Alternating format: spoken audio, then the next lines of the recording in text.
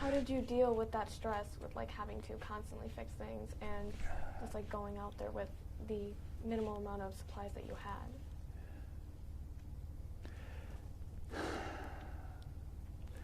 The stress was knowing that 3 other lives depended on everything that you did. At least 3, not including the men on the ground, but there's 3 other men in the helicopter with you. If I made a mistake and we crashed, they would probably all 4 of us die. And that's stress. Because the worst part of the stress was mostly we didn't know what we were doing. We were flying by the seat of our pants. And the way we handled it, mostly when we weren't under fire, was with humor. Under fire, you don't feel anything. Just, the only thing on your mind is you got to do your job. You got to, if you're a gunner and they're shooting at you from the ground with 51 caliber machine guns, you got to quiet that machine gun down. That's all that's on your mind. It doesn't matter. Your machine gun breaks down. We could strip down an M60, change to a firing pin, change the bolt, change the recoil spring, change a buffer, whatever was necessary, put a new barrel in it in seconds, as opposed to in the shop it would take a half an hour. And I mean, that was all that was. You can't do that with anything else on your mind. You don't have stress under fire. There's just no room for it. I saw my son sent me a cute video clip. It showed a tire change in the 1950 Indianapolis 500. They changed 2 tires, put gas in the car, and wiped his windshield, and it took him 67 seconds to change 2 tires, gas up the race car, and wash his windshield. Then in 2013, they showed today. They changed 4 tires, put gas in the car, washed the windshield, 2.3 seconds. 2.3 seconds. They got 4 tires changed, 50 gallons of gas, and washed the guy's windshield. You just get better and faster as the load, the stress, the responsibility increases. And that's what we did. We started out not knowing what we were doing, and we ended up the best in the world. You know, I've been asked a lot of questions coming up here to Gilbert and talking on Veterans Day and stuff. And I still haven't found a good way to describe combat. You don't think of anything, you just do. When it's over and you're still alive and conscious and breathing, then fear sets in. But you're not afraid. You're not anything. You're just, you know what you have to do and you just do it. I mean, it's like firemen run into a building that's falling down all around them to save a dog or a cat or a baby or something. They don't think about it. They just do it. And that's what combat is like. But usually under a little more stress. So you described handling the stress with humor. Could you describe like what kind of like jokes, pranks, things you might have done? Just with a camera running and a female in the room, I really wouldn't want to get too deep into it, but we had an outhouse. That's what we had, because we lived in tents. We had an outhouse, a wooden one. It was a 2-seater. If there was an officer that we didn't like, or a crewman that wasn't carrying his weight, what we would do sometimes is we would take a CS grenade, call it white smoke. It's actually tear gas, which was illegal.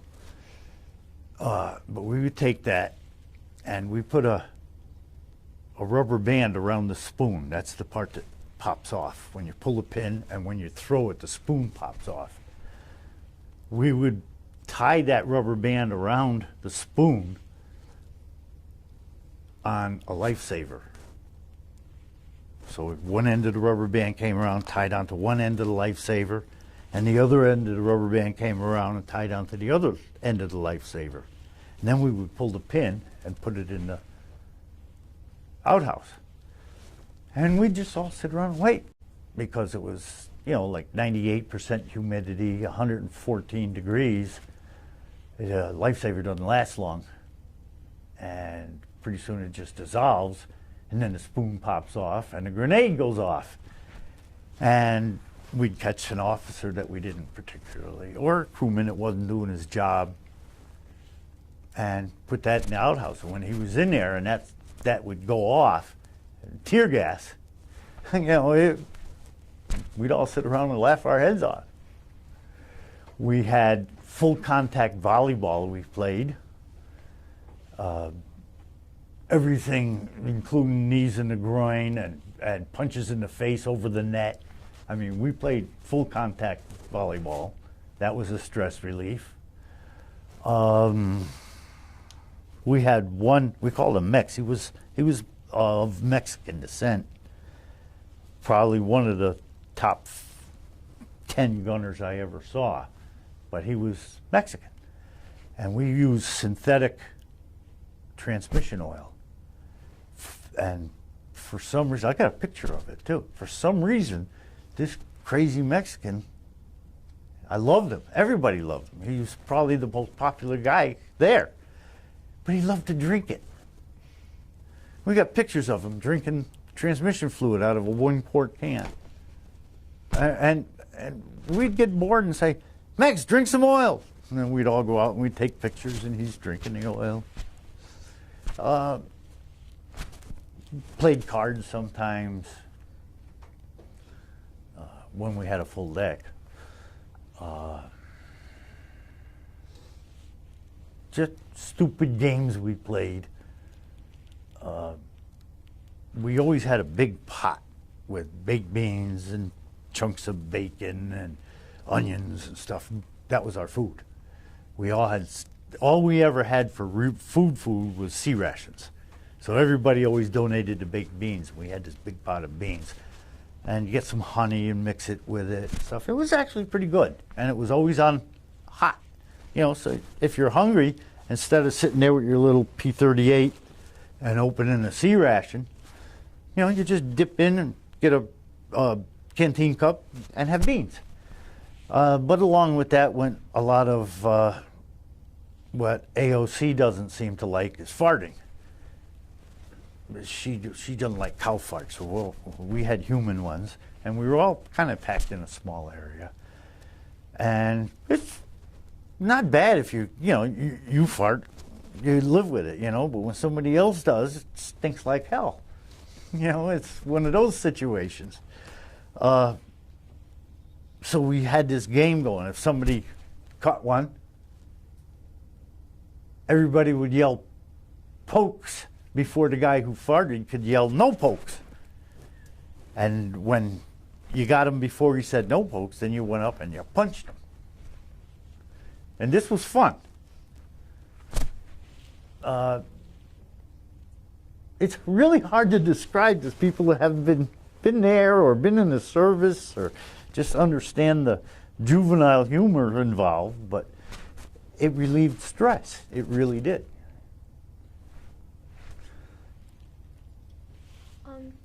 So, let's talk about your bond with your fellow officers. How did you feel about them? Your fellow The servicemen? office, the O's? Your officers We had or your fellow we had servicemen? O's and E's. The officers lived over here, and the E's, enlisted men, lived over here. The officers are gentlemen by an act of Congress, and they are a sir or a ma'am or whatever. And enlisted men are all hey yous. We didn't mix with the officers a lot, but we respected them and we loved them because they were the pilots. Enlisted men can't fly in the Navy.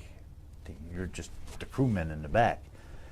They in turn respected the living hell out of us because we kept them alive as gunners. We shot the bad guys that were trying to shoot the helicopter down. Our relationship with the officers was mutual respect. Mutual. They respected us, we respected them. Some of them were actually real people. You get away from everybody else and we would talk and pal around or play catch or something like that with officers. But in groups, the officers stayed with the officers and the men stayed with the enlisted men. As far as the enlisted men, which is I was, and the only thing I can give you any first-hand information on is, boy, it don't take long to bond in combat. And of all the guys that I was with, and all the time that I was in Vietnam, even today I would trust any one of them with my life. Period. End of that conversation. There's just no more to it. So when did you find out that your service had ended? When did I find out what? That your service had ended. Oh, I knew it was going to end. When I enlisted, they told me when it would be up. So that was it. The only thing, I didn't know when I would be sent back to the States, because some guys got early outs, some guys got tied up in a paper snafu and didn't get discharged in time. But it was all minor, you know. We came back to the world, we knew when our time was up. So it was,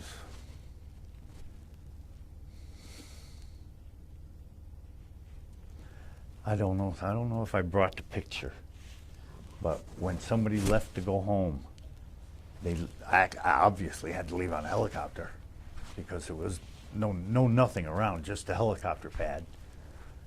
In fact, my squadron started out on a barge in a Nam Can River. That was our home base, a barge. We landed and took off the barge. We had fuel in a big bladder that was sunk in the river, and that was where we lived. That was it, just a barge, probably the size of a gym, with 2 helicopters and us. Not too long before I left, we moved to a land base on the bank of the river because our fuel was still in the river. So we had a PSP pad. It's just a square, a little larger than this room maybe, of PSP, and that's where we landed the helicopters. And whenever anybody went home, when they took off, everybody popped different colored smoke. Now we had smoke grenades, just make smoke purple, red, white, blue, yellow. Each one in combat, you would, you know, like if you saw something on the ground that needed attention right away, you just grab a grenade. We had them on the back of the helicopter. Just grab one, throw it out, and say, I just marked the hooch with red smoke or blue smoke or whatever. So the grenades were just kind of mixed, and we could identify targets by the color of the smoke. When we were on the ground and we needed to get extracted, we would pop a smoke, you know. It goes up in the air and you could follow the smoke down and you can pull these guys out. But when somebody left, there was 15 guys out there, each one with smoke grenade, popping different colors. It was just like Technicolor on the ground when you're out hanging out the side waving, because you don't know if you'll ever see any of these guys again. But I mean, you were closer than twins in a womb. So, you know, it was sad when we left. I was. I know a couple of the other guys were. I'm well over 70 now, so I can afford to say it. I was in tears when I left. I mean, the war was still going on, and these are the closest I've ever been to anybody, including family. I mean, these guys were closer to my own brothers, and I'm leaving them, and I was sad. I was in tears when I left. But everybody got the same send-off when they went home, because the war was winding down. I came home in the end of '71, and you know the war was winding down. A lot more guys were getting sent home than coming in, and we didn't really think about going back to the world in respects of like what are we going to do or what's it going to be like. And coming home was also a serious shock. Could you talk about your homecoming, like what it was like? Most disgusting thing that ever happened to me in my whole life. I happened to had to have pins put in my knees at a MASH unit in Vietnam because I was kneeling on the metal deck of the helicopter shooting a machine gun when we hit a tree. Because we used to fly just below treetop level, and it jarred it and it cracked both kneecaps. So they put pins in them, and I was still limping. So they had me on a stretcher when I came home, and obviously I looked starved because there were hundreds of civilians out there throwing me eggs and rotten cabbages and rotten tomatoes and rotten meat. And by the time they could get me from the aircraft into the hangar, I was just covered with garbage. They told us, don't ever wear your uniform. This is before we ever even got out of the airport. If you don't have some kind of civilian clothes, nondescript civilian clothes, give us your size and we'll supply you with clothes to wear. Don't wear a uniform. Don't say you were in the service. We weren't allowed on buses. We weren't allowed on trains. A lot of restaurants wouldn't serve us. And it wasn't just us in HAL 3 or SEAL Team 2. It was Army guys and Marines and Air Force, everybody. The homecoming was the most disgusting thing I've ever seen in my life. So how long had you been in Vietnam? Before you came home? Well, I had broken service. I had to come home late 70 because my father passed away. And then I went back, but all total, it was probably a couple, 3 years. It was a long time ago. I'm trying to remember. I don't know. It was more than 24 months. So do you think how do you feel the world changed, like, from your time in Vietnam? Like, when you were there, was it different from when you had first left? Oh, yeah. There wasn't the hatred towards servicemen that there was when I came home, when I left. I don't know who said it, but I read it as a bumper sticker. It sounds corny, and it is corny, but it's also the truth. It says, you can hate the war, but don't hate the warrior. I mean, we were there out of patriotism, maybe a little bit misinformed and lied to or whatever, but it was still a patriotic move that we did, and we felt it was necessary. And the way the general population, especially our own peers, our own age group, took it out on us was horrible. I came back to Winstead. No, I didn't. When I first came home, I lived in New Haven, West Haven, for 11 years before I came back to Winstead. By that time, I didn't know hardly anybody here because the town had changed a lot in the 15, 18 years I'd been gone. I never talked about being in Vietnam. I never talked about being in the service. I did try to join the VFW, and I was told that they didn't want drug addicts and baby killers in there.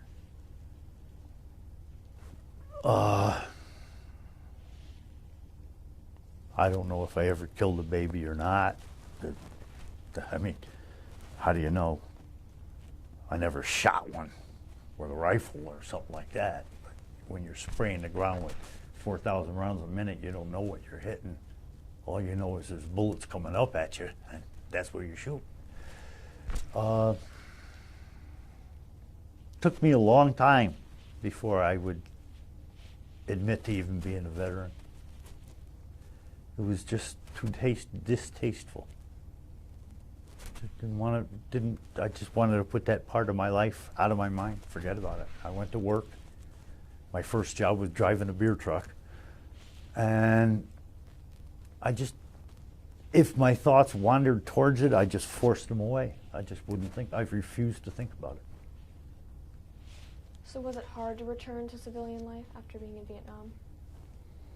Probably the hardest thing emotionally and mentally that I ever did, yeah. Not physically, I mean, after the initial food bath, I didn't get attacked. But emotionally, because deep down I was still proud of what I did. But I just couldn't let anybody know what I did. So emotionally and mentally it was hard. It was really hard. So while you were in service, did you make any close friends? We discussed that. Yes. Well, are you still in contact with those people? Yeah, I'm in contact with a lot of them. We have a reunion every 2 years. I did not go to the last one because I was in the VA hospital, but I try to make them. We're dwindling in numbers. I mean, there was like 2,000 people to begin with that had been in the outfit, and not the whole time. It was a total of 2,000 people, including the rotation. People that left, new people came in. We're down to a couple hundred people now. Do you feel your time in Vietnam affected how you saw the world? Absolutely. Yeah. In what ways? The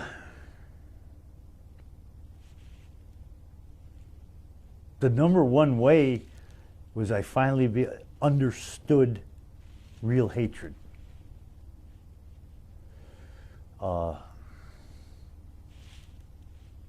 Even today, I see it. To get political a little bit, I can understand people that voted for Donald Trump, and I understand people that didn't vote for Donald Trump. I don't think he was elected on his personality or his morals or his business sense. I think he was elected because he's not afraid to get things done. And the hatred, the vitriol that people have against the man is it's self-generated. There's no reason to hate someone that you don't know anything about personally. You can hate everything he did. I hated just about everything LBJ did way before your time. But I could have been friends with the guy too. I don't know. I never met him. Why do people hate without even knowing? You know, you can hate someone for, what he believes or stands for. You know, the white nationalists are not on my favorites list. But then again, the hate Trumpers are also not on my favorites list because both sides hate without knowing. You don't. The white nationalists, they don't know the black people that I'm very close with and friends with, but they hate them because they're black. And on the other side, the neo-Nazis, they hate white people that aren't, they don't see this, you know, they hate you for what you are, you know, who you are, but they don't know you. They don't know. Somebody can say they hate you. Stranger come up on the street, yeah, and stick their face in your face, say, I hate you. It just doesn't make sense. And I have learned to understand that hate is not a real emotion. It's a learned emotion. You don't hate somebody unless you know that person. You learn to hate them because you're either impressionable or everybody around you hates them, so you got to hate them. I can remember in high school even, here in Gilbert, you know, my friends didn't like a certain person. Well, I avoided them too because I didn't like them. I've come to find out that he was a hell of a nice guy. Didn't know that, but I hated him. And that's so wrong. That's a learned behavior. It's not natural. And that's the biggest thing I learned since I came home. Do you feel Vietnam also, how do you feel Vietnam influenced how you saw the military, if it did at all? How did you feel about the military? I loved it. I wanted to stay in, but I was beat up. So you said that you tried to join the VFW. Were there any other veterans organizations that you tried to join? Well, I am in the VFW and the American Legion and the Disabled American Veterans and I don't know what other ones, the MOPH, Military Order of the Purple Heart. I'm in quite a few different organizations now. Pretty much a dues-paying member in all but one or two. I'm active in a couple, but most of them I just pay my dues just to belong. So we've reached the conclusion of our interview, and I was wondering if there's anything else you would like to add if there's anything that we have not covered in this interview that you would like to add. I think you covered whatever you wanted to cover.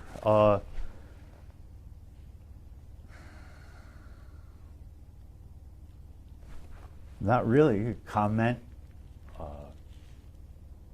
Don't hate the guys coming home. It's not their fault. They're just doing what they're doing.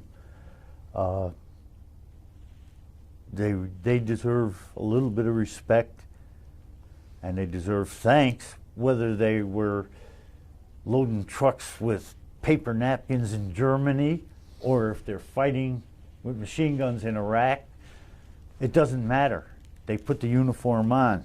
There's another popular saying, and it's altogether true. When you enlist, you raise your hand and you take that oath.